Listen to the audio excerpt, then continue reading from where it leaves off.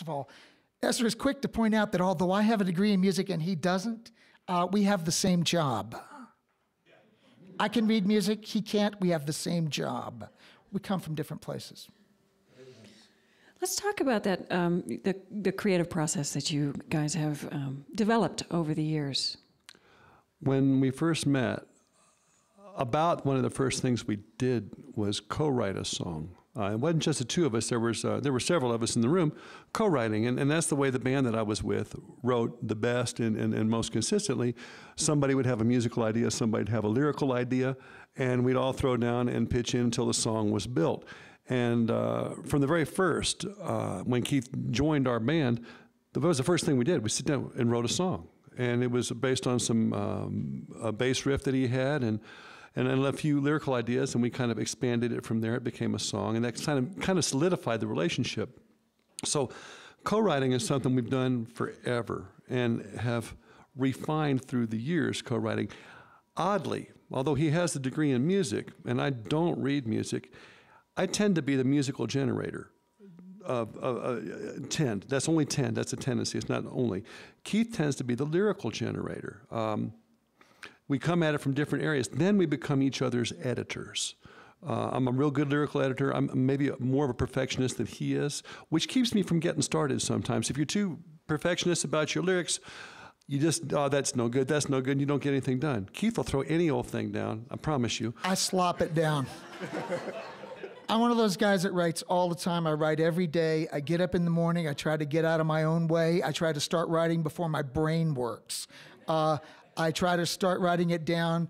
I don't care if it's any good. I think you have to write the bad stuff to get to the good stuff. My dad was a writer, is a writer. He was a historian with NASA, and he's still writing books. The book he's working on now is called What I Remember or May Have Been Told, or something. You know, he's still writing, and he told me writing is editing. And I believe that you got to throw it down there and then work with that. So I come up with lyrics and ideas, and when I start enjoying a certain idea, I'll sort of take it to Ezra and see if it fits any of his musical things that he's coming up with, and that's when we become each other's editors, like he says. I can offer him some suggestions as to how the music could change. Maybe this could be stretched out, or maybe this could be different. And I don't bother to finish a song lyrically because it will be better finished with Ezra.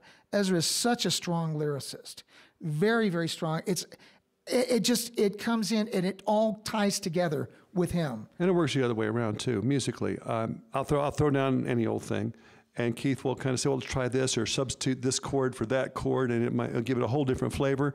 And so it is comfortable for us to co-write together. Also, you have to have a pretty thick skin, because sometimes you just say what you really mean. No, that's awful trite, Keith. I wouldn't use those words at all. Or he'll say, God, that is just so repetitive. Can you play anything else? You know, and you have to be able to listen to that and believe that it's coming from a good place. You listen. You listen to the song. We've talked about this a lot. You listen to the song. After a while, the song starts writing itself. Really, it's no longer about you. You have to get out of your way. The song gets going, and you just play it, and you listen to it and go, oh, that didn't work, or that worked, and you start making changes. It's all about listening. It's all about listening from the very beginning to the end. You have got to listen to it. You listen to the world around you, ideas pop up that come into your head. Well, that's a good idea for a song. You listen. And then when you have that good idea for a song, then you try to make that happen. Musically, you try to make it happen lyrically.